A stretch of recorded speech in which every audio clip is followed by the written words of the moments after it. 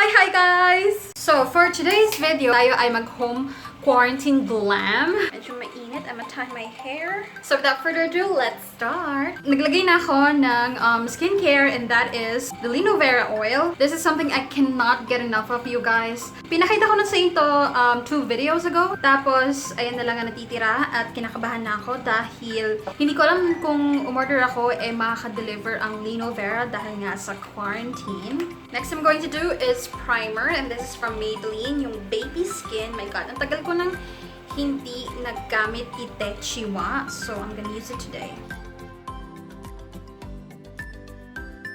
Guys, pag meron kayo naririnig na ingay, that's my mini electric fan because it's so hot in here. Believe it or not, guys, wala akong foundation. Nag-declutter ako kahapon, so tinanggal ko na yung mga lumang foundations ko, yung mga expired na. So, wala akong foundation ngayon, but gagamitin ko yung L'Oreal Infallible Full Wear Concealer. And this can also serve as a semi-foundation, you guys. Kasi full coverage siya. It's matte and long-wearing.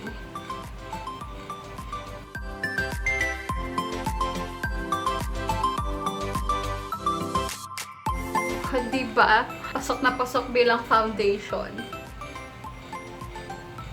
Lalagay nga pala ako ng lip mask para mamaya malambot yung lips natin. So I have this Fashion 21 concealer in the shade Light. It's a bright banana yellow color. I'm just gonna add it here to give extra lift sa face. Malilift din pati spirit mo.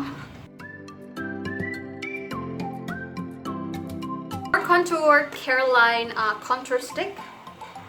I haven't used this in a very long time.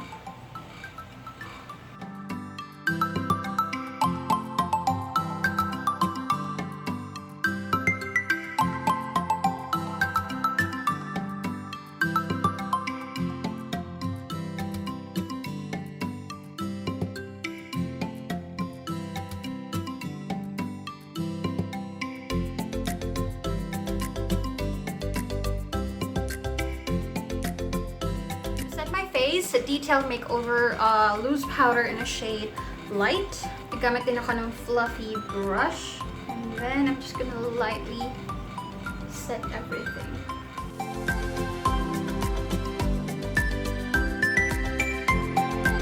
For the brows, again, detail makeover Make It Pro Starter Pen. I'm so sorry guys, I have other brow products, kaya lang mga light color kasi sila, light brown and all that, kaya lang black na kasi yung roots ko, so medyo masagwa kapag magla-light brown ako. So I'm gonna have to go with the gray shade. So for the eyes, there's this trend going on sa international beauty community that is called the fox eyes, which is parang, alam mo yun, medyo lifted dito sa gilid. I don't have all the materials they used, yung mga other beauty gurus, international beauty gurus, but I'll just use what I have and what I think. Yung tingin kong technique na pwede na, papasa na for the fox eyes. So I think the key to success to the fox eyes is everything is heavy or all the focus is nandito para medyo mag-lift siya ng ganon. For the eyeshadow, I'm going to use yung Fashion 21. Ito yung kanilang eyeshadow kit. And this is in the shade number 6. It looks like that. First is I'm going to use the second shade. Ito. You know, the typical brown shade. And then I'm just going to apply it all over my lids. Especially on the outer V.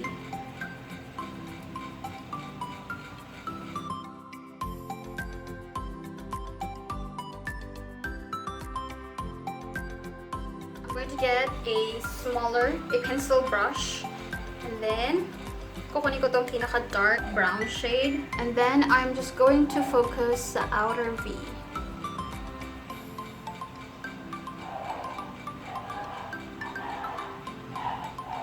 Medyo gagawa na ako ng parang eyeliner effect.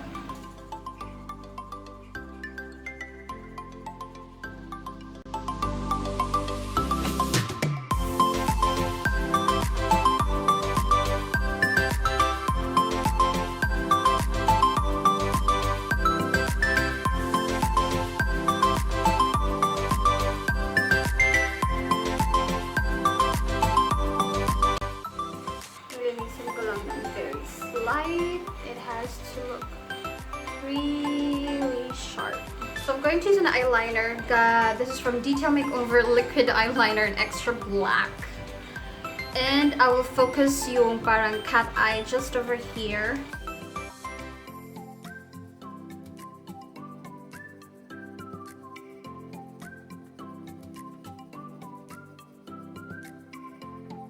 And then maglalagay din ako dito pero very, very thin.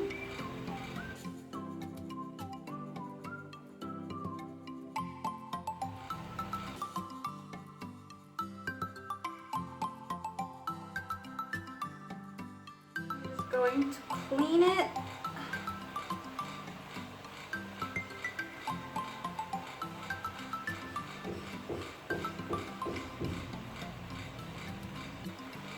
So, binabawasan ko lang ng konting eyeshadow yung inner corners. So, depending on your eye shape, pero I would like to leave my lower lashes blank. Kasi parang mas nakakaano siya, nakakabuka ng mata.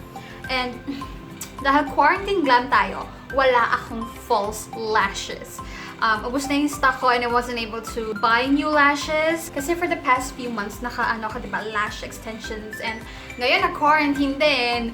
Hindi pa ako nakakapag-retouch ng extensions. So, I will try to revive my lashes using yung Fashion 21 Double Up Mascara, which is one of the best local brand mascara. So, bale, yung dulong lashes ko na lang yung lalagyan ko para talagang malift ng bonggang-bongga. My natural lashes and yung mga natitirang strand ng extensions. For my highlight, I'm going to use itong Vice Cosmetics highlighter. I will super duper highlight itong brow bone ko dito because it will add extra lift na parang paganon.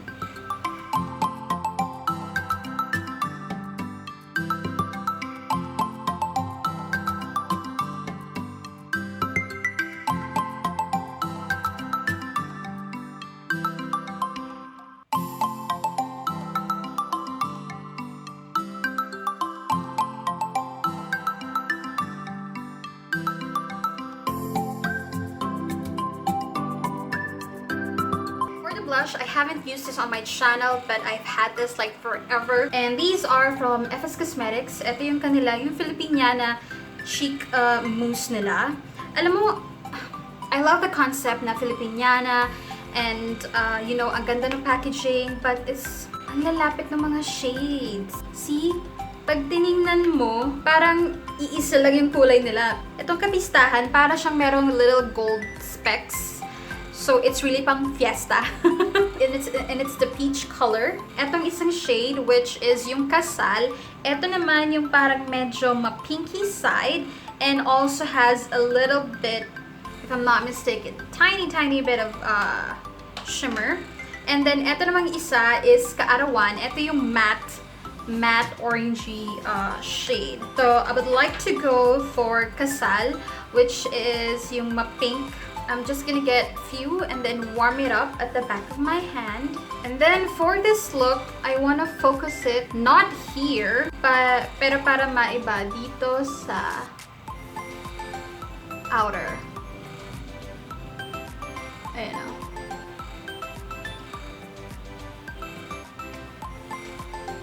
Para lahat ng focus andito sa side. I almost forgot maglagay ng highlights sa lower lash line.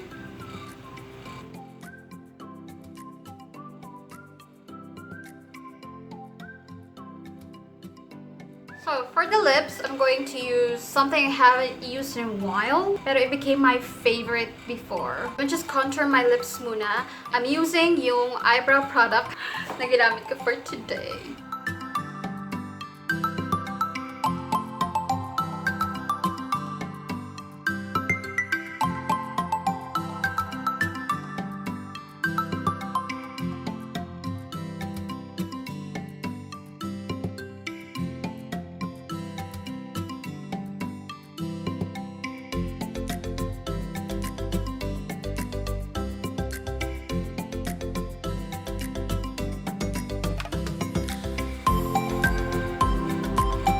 products I'm talking about are from Skin Potions. Ito yung kanilang Dream Cream, and I'm going to use 2 shades. First is Brooklyn, which is a nudie shade.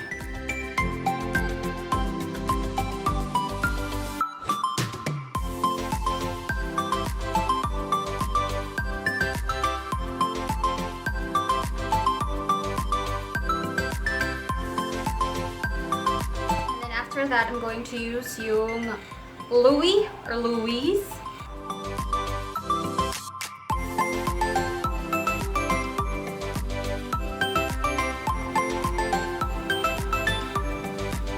Last step, makeup setting spray from Hello Gorgeous.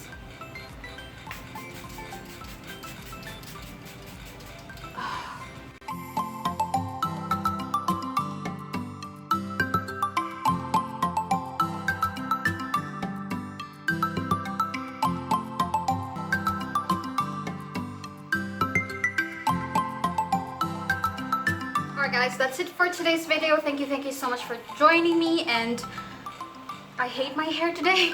Home quarantine hair makeover. Gusto niyo yan? So yeah, that's it for today's video. Thank you so much, and I will see you in my next one. Bye bye!